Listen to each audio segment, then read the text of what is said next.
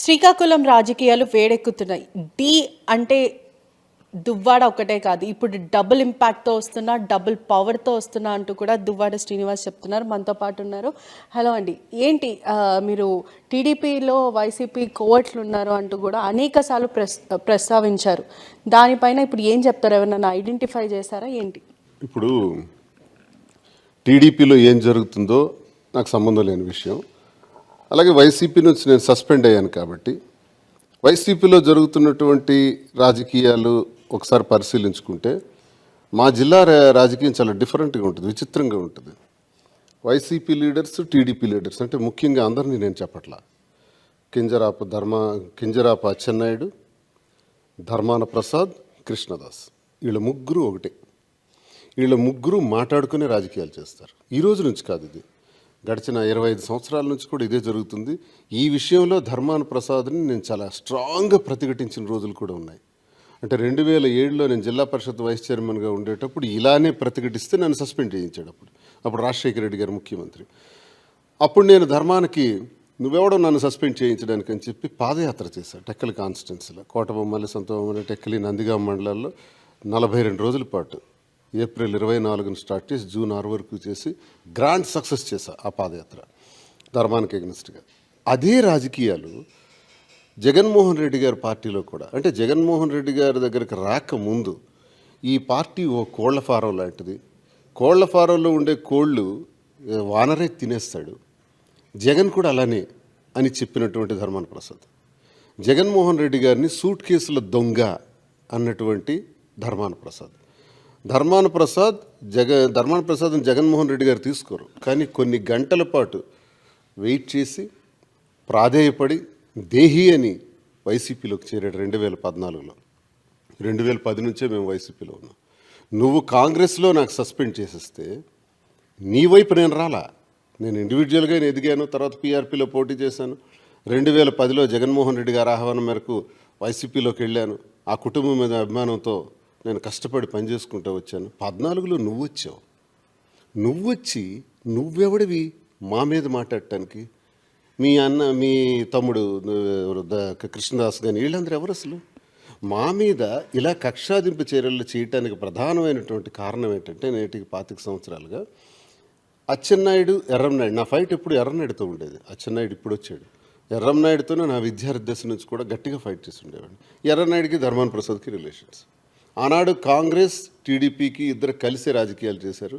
ఈనాడు YCP TDP కలిపి అంతర్గతంగా వీళ్ళ ఒప్పందాలతో రాజకీయాలు చేస్తున్నారు. సో ఒక రకంగా చెప్పాలంటే వైసీపీని సమూలంగా నాశనం చేయడానికే ధర్మాన ప్రసాద్ కంకణం కట్టుకున్నాడు. ఈరోజు వరకు ఎప్పుడైనా ఈ సంవత్సరం ఏడాది కాలంలో రోడ్డు మీదకి వచ్చాడా? పార్టీ గురించి మాట్లాడా? నువ్వు రెవెన్యూ మినిస్టర్ ఎలా పెట్టావు కదా, మరి నీకోసం జగన్మోహన్ రెడ్డి గారు మీ అన్నయ్యకి డిప్యూటీ చీఫ్ మినిస్టర్ గాను, నిన్నేమో రెవెన్యూ మినిస్టర్ గాను చేశారే, మీరేం పార్టీకి చేస్తున్నారు? ఉదాహరణకు ఒక్కటే నేను చెప్తాను చూడండి. అచ్చెన్నాయుడు ఇటీవల కాలంలో ఒక స్టేట్మెంట్ ఇచ్చాడు.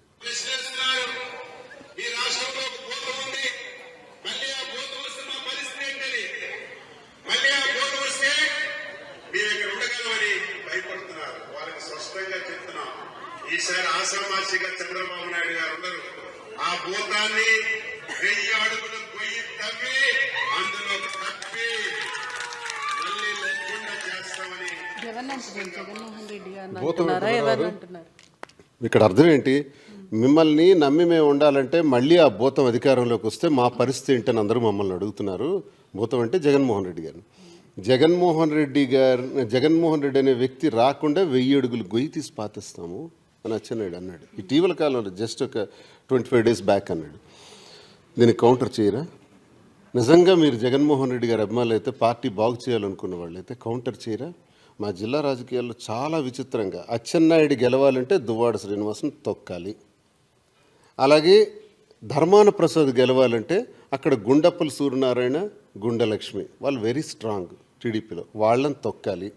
ఒక వీక్ క్యాండిడేట్ని పెట్టాలి ధర్మాన ప్రసాద్ మీద. అచ్చెన్నాయుడు రాజకీయం ఈరోజు ఇంతవరకు రాగోల్లో ఒక పెద్ద లేఅవుట్ వేశాడు ధర్మాన ప్రసాద్. వైసీపీ కాలంలోనే కొంత ప్రభుత్వ భూమి ఆక్రమించి కూడా వేశాడు. దానికి లేఅవుట్ వేసి ఇప్పుడు ఆ స్థలాలు అమ్మాలనుకుంటుంటే దానికి 2.5 కోట్లు ఖర్చు పెట్టి అచ్చెన్నాయుడు ఒక రోడ్డు వేసాడు. ఏంటి వీళ్ళ సంబంధాలు? వైసీపీ లీడర్స్ ఏంటి, ధర్మాన కృష్ణదాస్ అయితే వాళ్ళకి అచ్చెన్నాయుడు రోడ్లు వేయడం ఏంటి? అలాగే టెక్కల్లో కూడా సుమారు ఒక 70 కోట్ల రూపాయలు విలువైన స్థలాన్ని ఆక్రమించాడు ధర్మాన ప్రసాద్. అది స్వర్ణకారుల యొక్క స్థలం, అది ఇండస్ట్రియల్ ల్యాండ్ అని జేసీ గారు 22A పెట్టి బౌండరీ లైన్స్ వేశారు. ఆ 22A నుంచి రెవెన్యూ మినిస్టర్ హోదాలో తీసేసినాడు. జేసీ గారు పెట్టినటువంటి ఇండస్ట్రియల్ ల్యాండ్ అని పెట్టినటువంటి డాక్యుమెంట్స్ అని ఉన్నాయి, అవన్నీ కూడా తీసేసి కోర్టుకు తప్పుడు సమాచారం ఇచ్చి న్యాయస్థానంలో అంతా కూడా తప్పుడు సమాచారాలతో కోర్టు నుంచి ఆర్డర్స్ తెచ్చుకొని ఆ భూమిని కాజేశారు. దానికి అచ్చెన్నాయుడు మంత్రి అయిన వెంటనే ఏమన్నాడంటే, ఈ స్థలంలో తాజ్మహల్ కట్టిన కూలదోసి ప్రభుత్వ ఆఫీసులు కడతానని చెప్పాడు. ఇప్పుడు ఇద్దరు ఒకటైపోయారు. ఒకటై పెద్ద కాంపౌండ్ వాల్స్ కట్టి అచ్చెన్నాయుడు, ధర్మాన ప్రసాద్, కృష్ణదాస్ కలిపి ఆ భూమిని కైంకర్యం చేస్తున్నారు. మీకు వీళ్ళు ముగ్గురు మాత్రమే టార్గెటా? అచ్చెన్నాయుడు అదే కాకుండా ధర్మాన బ్రదర్స్ వీళ్ళు ముగ్గురేనా టార్గెట్? ఒక స్ట్రాటజీతో వస్తున్నట్టు అనిపిస్తుంది, ఎందుకంటే అంతు తేలుస్తాను, నన్ను కావాలనే కదిపారంటున్నారు. అంటే ఇప్పుడు ఒకటే నేను చెప్తున్నా, నన్ను సస్పెండ్ చేశావు. 2007లో కూడా రాజశేఖర రెడ్డి గారి దగ్గర నుంచి ధర్మాన ప్రసాద్ సస్పెండ్ చేయించాడు. అది ఎలా అంటే నేను కావాలా దువ్వాడ శ్రీనివాస్ కావాలా తేల్చుకోమన్నప్పుడు ఇప్పుడు జగన్మోహన్ రెడ్డి గారికి అదే చెప్పాడు, చెప్పి సస్పెండ్ చేయించారు. సస్పెన్షన్ అంటే ఇప్పుడు నేను ఎలా ఉన్నాను అంటే, నేను ఇప్పుడు ఇండివిజువల్గా ఉన్నాను, తటస్థుడిగా ఉన్నాను. ఇలాంటి దుష్ట రాజకీయాలను ఎండగట్టడమే నా పని. ఇప్పుడు జిల్లాలో రిపేర్ స్టార్ట్ చేస్తాను. ధర్మాన ప్రసాద్ కేడి బ్రదర్స్ అంటాను, నేనే పెట్టాను. కే అంటే కింజరాపు, డి అంటే ధర్మాన, కేడి బ్రదర్స్. ఈ కేడి బ్రదర్స్ తాలూకా నీచ రాజకీయాల్ని తొక్కి తొక్కి కొడతాను. ఇలా అలా కాదు, మామూలుగా ఉండదు నా రియాక్షన్.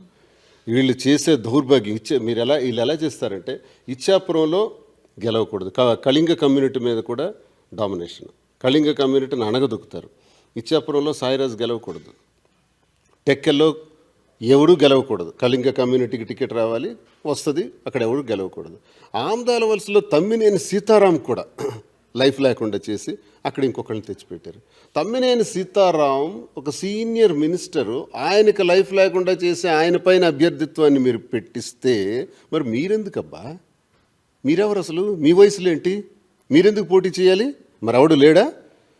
శ్రీకాకుళంలో చాలామంది చాంతాడంత లిస్ట్ ఉంది పోటీ చేయడానికి వెలమ కమ్యూనిటీ నుంచే.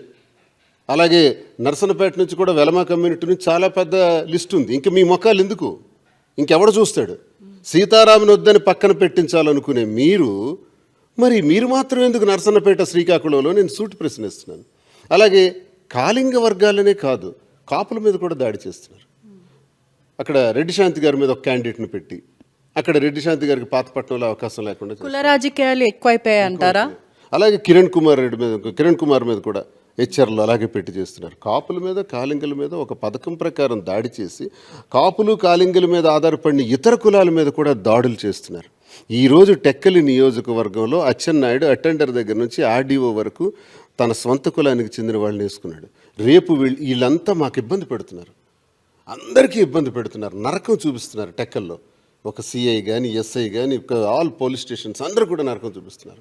ఎవరికి పనులు జరగట్లా, వైసీపీ అనేవాడికి పనులు జరగట్లా.